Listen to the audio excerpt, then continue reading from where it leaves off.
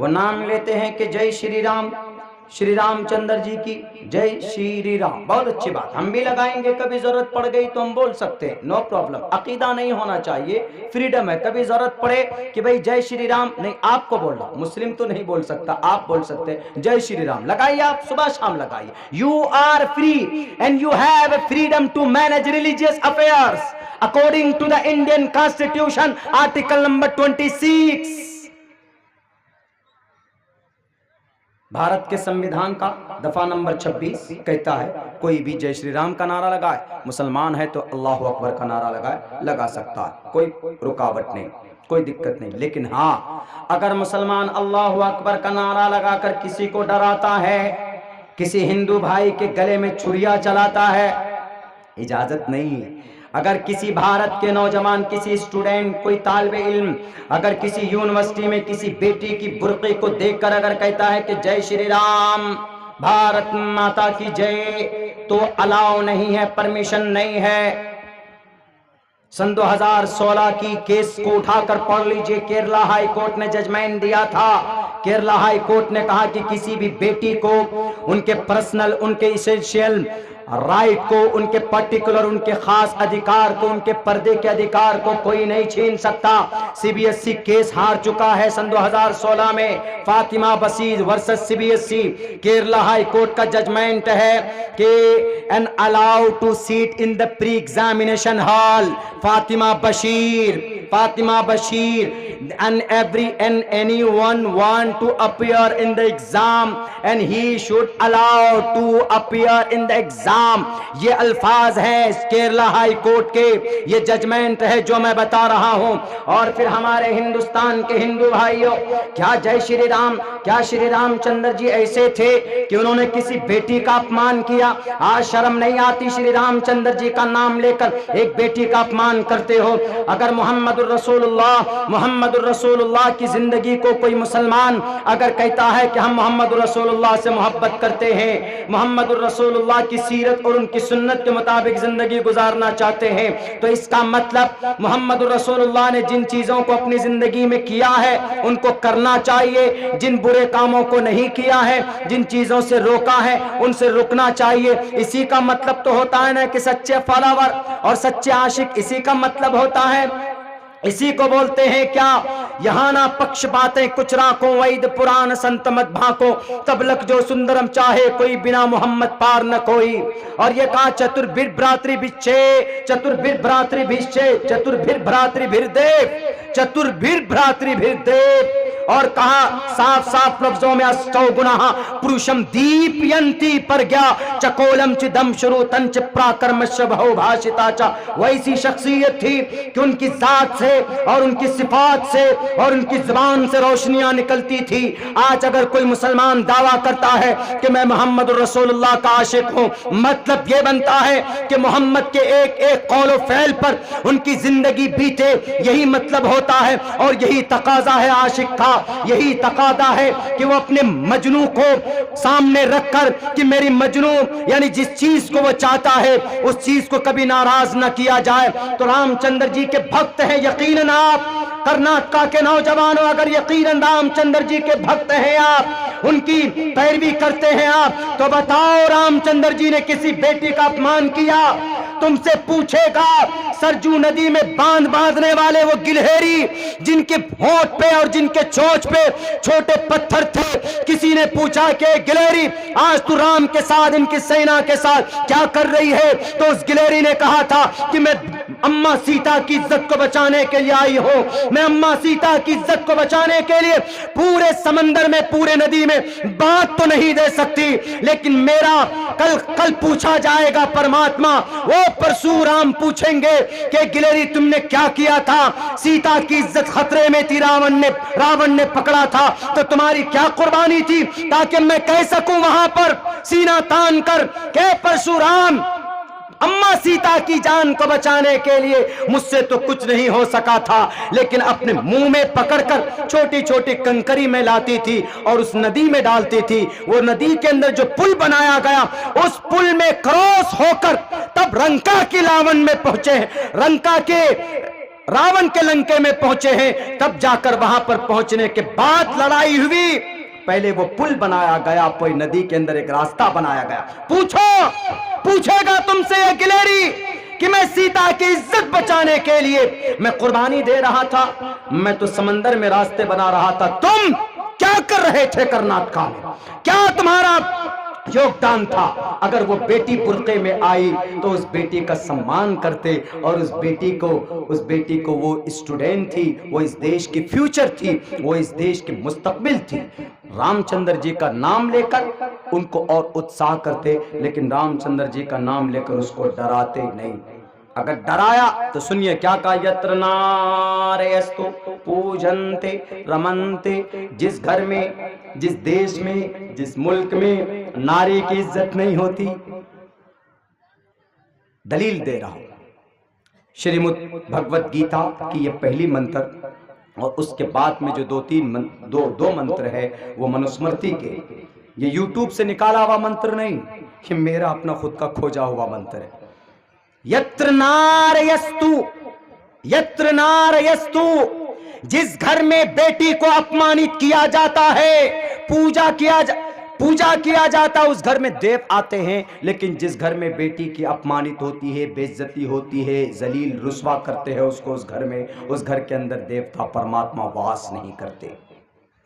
अगर मेरे इस मंत्र में जर्रा बराबर शक हो, उत्तर प्रदेश के लाल बुजक्कर साहब, आरएसएस के भाई, आओ किताब लेकर, मैं बैठता हूं आपके पास। मैं जाहिल नहीं हूं, मैं एक तालिबे इल्म हूं, इंशाअल्लाह आपसे ज्यादा आपकी किताबों को जानता हूं। अगर अल्लाह ने चाहा तो पूरी की पूरी किताब को सामने रखकर एक एक लाइन का मंत्र उस लोग समझाने की ताकत मेरे अंदर अल्लाह तबारक व तआला ने वदीयत की है, रखी। आपका नहीं समझ पाएगा, नहीं बोल पाएगा। उत्तर प्रदेश के लाल बुजक्कर आते हैं माइक में, ओ अटक अटक कर पढ़ते हैं। माइक पे आए, ओ विधानसभा में पढ़ रहे हैं, क्या अटक अटक कर मंत्र पढ़ रहे हैं। और अल्हम्दुलिल्लाह हमारा बच्चा, हमारा मदरसे का बच्चा अब्दुल्ला सालिम तो एक सांस में कम से कम 20 मंत्र उसको गिराया, वो बेसिक मंत्र। यत्र नारयस्तु, अगर मालूम ना हो पढ़ो इस मंत्र को। यत्र नारयस्तु पूजन्ते रमन्ते तत्र देवता। इस धरती पर बेटी की अपमानित करोगे, बेटी को रुस्वा करोगे, तो तुम्हारे घर के अंदर ईश्वर की कृपा बिल्कुल बिल्कुल नहीं होगी। और सुनो, उन लोगों से मैं मुखातब हूं मेरे हिंदू भाइयों, you are like my big brother and we have to love and with each other in India, because our India is a democratic India. We have democracy system. हम एक दूसरे से मिलकर रहते हैं, एक दूसरे से लव करते, मोहब्बत करते। लेकिन अगर कोई आ जाए डराने पर, पता है ये साजिश किन की है? ये तो आरएसएस वाले किन की साजिश को तैयार कर रहे हैं, मजबूत कर रहे हैं? उनकी, किन की? यहूदियों की। 380 मिलियन डॉलर खर्च करके वो कंपनी बनाई गई। कौन सी कंपनी? क्रीम की, फेस वॉश की, fair lovely, fair handsome, pounds, 1300 रुपए की लिप गार्ड। कौन? भारत में बनती ये कंपनी का, भारत की नहीं। टोटल कॉस्मेटिक्स, कॉस्मेटिक मतलब श्रृंगार का सामान, कॉस्मेटिक का वही ना मनियारा, हमारे यहाँ दुकान बोलते मनियारा दुकान। कॉस्मेटिक का टोटल प्रोडक्ट कहां तैयार होता है? इजराइल। और 380 मिलियन डॉलर खर्च करके कॉस्मेटिक की एक कंपनी तैयार की गई। और उनकी साजिश है कि मुसलमान बेटी अगर पर्दे में आएंगी ऑफिस तो वो तो श्रृंगार पतार नहीं करेगी, क्रीम नहीं लगाएगी, पाउडर नहीं लगाएगी, तो हमारा प्रोडक्ट नहीं बिकेगा। इसीलिए भारत के अंदर किनको वर्गलाओ? भारत के अंदर आरएसएस को दे दो पैसे, और वो नारे तकबीर, वो जय श्री राम का नारा लगाकर कोर्ट में केस को लेके जाएंगे, और कोर्ट से ऑर्डर आ जाएगा कि कोई भी बेटी पर्दे में नहीं आएगी स्कूल या ऑफिस, और हमारा प्रोडक्ट बिकेगा। और कोई भी औरत अगर मार्केट जाती है तो वो ये सोचती है कि मैं खूबसूरत दिखूं, भले ही उनका रंग सांवला है, लेकिन देखेंगे उनके, आप वो देखिए कौन सा उनका पर्स चेक कीजिए, कुछ मिले या ना मिले, आपको 2-3 सामान जरूर मिलेगा। Powder, lipstick. ट्रेन में जाएंगे सफर कर रहे हैं, उतरने का समय है तो फट से वो उठाया पुटलिया से और कहाँ, वॉशरूम में, फ्रेश रूम में जाकर अपना सब कुछ लगाया। उनकी एक भावना है, उनकी नेचर में है ये बात। ब्यूटी संवरना अल्लाह ने उनके नेचर में बनाया। लेकिन मैं तो ये कहूँगा कि जायज़ जगह के लिए संवरिए हमारी माओ बहनों, गलत नहीं। आप लिपस्टिक लगाइए जो जायज़ है, आप पाउडर लगाइए जो जायज़ है, आप खूब गोरे दिखिए, भले ही आप काली चरण हैं लेकिन खूब गोरे दिखिए आप। लेकिन अपने शौहर को खुश करने के लिए ये भावनाओं अगर आप में है तो आपका पाउडर लगाना, आपका फेस वॉश इस्तेमाल करना, इतना भी मत रगड़िए कि आपकी खाल छिल जाए। कोई क्रीम लगा करके गोरे नहीं होते, ऐसी कोई क्रीम नहीं बनी। तो बहरकत ये साजिश है और डराने की कोशिश की गई और कहा गया कि नहीं, भारत के अंदर हम ऐसा खौफ पैदा करेंगे, ऐसा खौफ पैदा करेंगे। आज हमारी मोहतरमा सफर कर रही, फोन आया कि मैं ट्रेन में अकेली हूँ, अब्बा नहीं है, हमारे फादर इन लॉ। तो हमने कहा तो क्या प्रॉब्लम है? बोला मैं पर्दे में हूँ लेकिन कुछ लोग ऐसे हैं कि मुझे ऐसा लग रहा है कि ये थोड़े अलग किस्म के। हमने उनको बता दिया कि ट्रेन में एसी रूम में 3 लोग होते हैं, उनमें से एक टीटी, उनके पास जाएं, या उनमें से सीआरएफ के पास जाए, या उनके पास वार्डन है उनके पास जाकर के कहो, कंप्लेन करो कि ये प्रॉब्लम, जाकर के कीजिए। पर्दे में मलबूस थी, वो मुशर्रा लिबास में थी। लेकिन अगर वहीं पर और ज्यादा ओपन होती तो ना मालूम क्या से क्या होता है दुनिया में, आप और हम तसव्वुर नहीं कर सकते। हमारे भारत के नौजवानों और हमारे भारत के हिंदू भाइयों, एक गलतफहमी को दूर करना चाहता हूं। अगर आपके दिलो दिमाग में यह बात है कि नहीं हम नारे तो ये जय श्री राम का नारा लगाकर भारत की बेटी को डराएंगे, तो ये आपका सपना, ये आपकी जो नीयत है, जो खोट है, ये कभी भी आप इस नीयत के, इस गलत इंटेंशन के जरिए से आप इस आइडियोलॉजी को थोप नहीं सकते। और अल्लाह अकबर का नारा सिर्फ हम मदरसे में नहीं लगाते, सिर्फ हम जलसे में नहीं लगाते कि नहीं जनाब काजी साहब तकरीर करेंगे, मौलाना अब्दुल्ला तकरीर करेंगे तो नारे तकबीर का नारा लगाया जाएगा। और फिर अगर जब अजान पढ़ी जाएगी या मस्जिद में या मदरसे में जब जरूरत पड़े तो हमारे जवान लड़का तालिब इल्म लोग लगाते हैं नारे तकबीर अल्लाहु अकबर। ये सिर्फ हमारे इन्हीं धार्मिक जलसों तक महदूद नहीं है, आज भी जरूरत पड़ जाए इंशाअल्लाह, जैसे अगर कहीं पर कोई दुश्मन हमारे देश में आक्रमण करेगा तो एक बात आप अपने ज़हन में, दिमाग में, खून में बसा लो, पेवस्त कर लो, यही नारा लगाकर हम कूद सकते हैं मैदान में। हमें इतनी इस नारे से भी मोहब्बत है और अपनी जमीन से, अपनी यहाँ की आब व हवा से मोहब्बत। और सुनो इसकी तारीख क्या है, जय श्री राम का नारा लगाने वाले उन नौजवानों को मेरी ये बात सुनाइए, आपको याद होना चाहिए 1919 में 1 मार्च से लेकर 30 मार्च तक अमृतसर के जलियांवाला बाग की तारीख आपको याद होना चाहिए। जलियांवाला बाग में अगर 15,000 में से सिर्फ 1500 लोग शहीद हुए,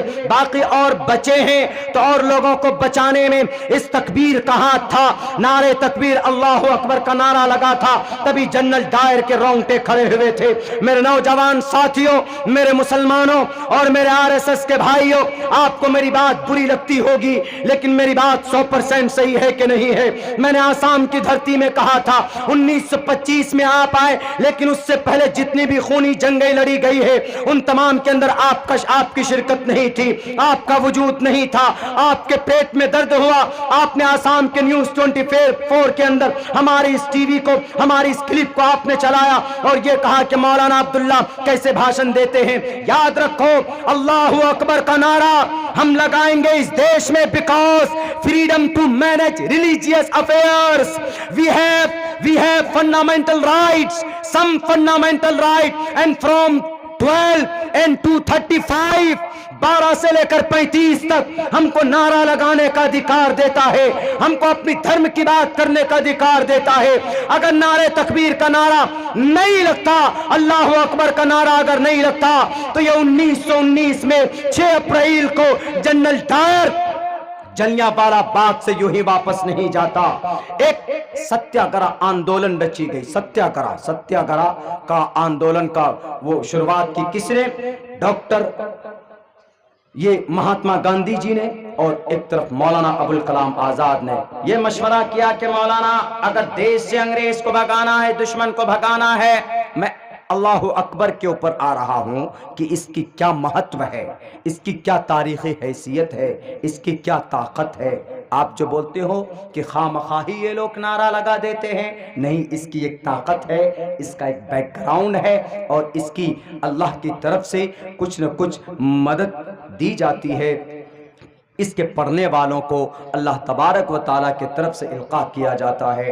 तो 1919 तारीख याद रखिए, 6 अप्रैल 1919 को जलियांवाला बाग 1500 लोग शहीद किए गए। सबके सीने में गोली लगती है, सीने में, पुश्त पर नहीं। एक औरत का ये रिपोर्ट है जो वहां पर अपने शौहर को खो चुकी थी और अपने एक छोटे 6 साल के बच्चे को खो चुकी थी। उस जलियांवाला बाग को वजूद में लाने वाला जालिम कौन? General Dyer. जनरल डायर को पता चला कि महात्मा गांधी, मौलाना अबुल कलाम आजाद जलियांवाला बाग में तकरीरी प्रोग्राम कर रहे हैं और सत्याग्रह आंदोलन की शुरुआत हो चुकी है। उनको तोड़ने के लिए, उनको मरोड़ने के लिए उन्होंने 2 लाख अंग्रेज आर्मी को लेकर दिल्ली से रवाना हुआ जलियांवाला बाग अमृतसर। और अमृतसर में जाने के बाद तहकीक की, पता चला कि फला तारीख को 6 अप्रैल को 4:30 बजे ये कॉन्फ्रेंस होगी। ऐसे कॉन्फ्रेंस हो रही थी और मौलाना शौकत बयान कर रहे थे अंग्रेज के खिलाफ। तो जनरल डायर ने कहा, अच्छा इनको मजा चखाते, ये मौलाना है, ये कुरान की बात कर रहा होगा, ये अपनी मस्जिद की बात कर रहा होगा, ये अपने मकतब की बात कर रहा होगा, अपने एजुकेशन के अकीदे की बात कर रहा होगा, अपने कलीमे की बात कर रहा होगा, अपने नबी की जिहाद को गिनवा रहा होगा। लो इस मौलाना को आज बताते। जलियांवाला बाग को देखेंगे तो ऐसे चौकोर, उस जलियांवाला बाग के पीछे से एक रास्ता, उस रास्ते की चौड़ाई 8 फीट, वही एक रास्ता है जो आज भी मौजूद है, आज ब्लॉक है। आप जाइए देखिए उस जलियांवाला बाग को, सिर्फ एक रास्ता 8 फीट चौड़ा वो रास्ता, और उस रास्ते के अंदर तकरीबन 15,000 लोग पूरे बाग में बैठे हुए। मौलाना शौकत साहब तकरीर फरमा रहे हैं अंग्रेज के खिलाफ। अंग्रेज मत बोलिए, इस देश के दुश्मन के खिलाफ, इस देश के उग्रवादी के खिलाफ तकरीर कर रहे हैं। उन्होंने फौरन उस गेट पर उस वक्त मशीन गंज को इस्तेमाल किया। AK-47 नहीं होता था, AK-47 को बनाया गया मुंगेर की धरती में, और सबसे पहले AK-47 का इस्तेमाल अंग्रेज ने ही किया और मुंगेर से इसका आविष्कार हुआ, यहाँ से बनाया गया। दो चीज, एक सिगरेट और एक AK-47 अंग्रेज का बनाया हुआ, और ये मुंगेर, दोनों चीज की जो मंबा और मखरज है वो मुंगेर है, जहां पर हजरत शेख मोहतरम हमारे अमीर शरीयत का इदारा है, वहां से शुरुआत हुई सिगरेट की भी और AK-47। तो मशीन गन उस जमाने में एक राउंड में 9 फायर करते थे, और एक मिनट में 9 फायर, और एक राउंड में तकरीबन 9 गोलियां निकलती थी। उस मशीन गन को लगाया उस रास्ते पे, लगाने के बाद कहा कि ए मौलाना मेरे खिलाफ बोल रहे हो? कहा कि बोलता हूं, बोला था, बोलूंगा। कहा तुम ये चाहते हो कि ये तुम मशीन गन की गोली से हमारी आवाज को दबा सको? तो मौलाना शौकत ने उस वक्त एक नारा बुलंद किया। नारा क्या था? नारे तकबीर, अल्लाहु अकबर। उस तकबीर को बुलंद करना था, उसका नारा लगाना था कि फौरन ये जनरल डायर ऑर्डर देता है कि गोलियों की बरसात करो, और हंसता हुआ मशीन गन के ऊपर चीख रहा है, चिल्ला रहा है। 1500 मुसलमान सीना तान कर उसके सामने आकर ढाल बनकर खड़े हो गए और यही नारा लगाते रहे, नारे तकबीर, अल्लाहु अकबर, अल्लाहु अकबर, अल्लाहु अकबर का नारा था। RSS के लोगों, अगर वो जनरल डायर चाहता तो 15,000 लोगों को मौत की नींद सुला देता, खून की नदियां रवा हो जाती, लेकिन जब 1500 लोग शहीद हो गए और ये तकबीर बुलंद होता गया, ये नारा बुलंद होता गया, तो जनरल डायर के रोंगटे खड़े हो गए।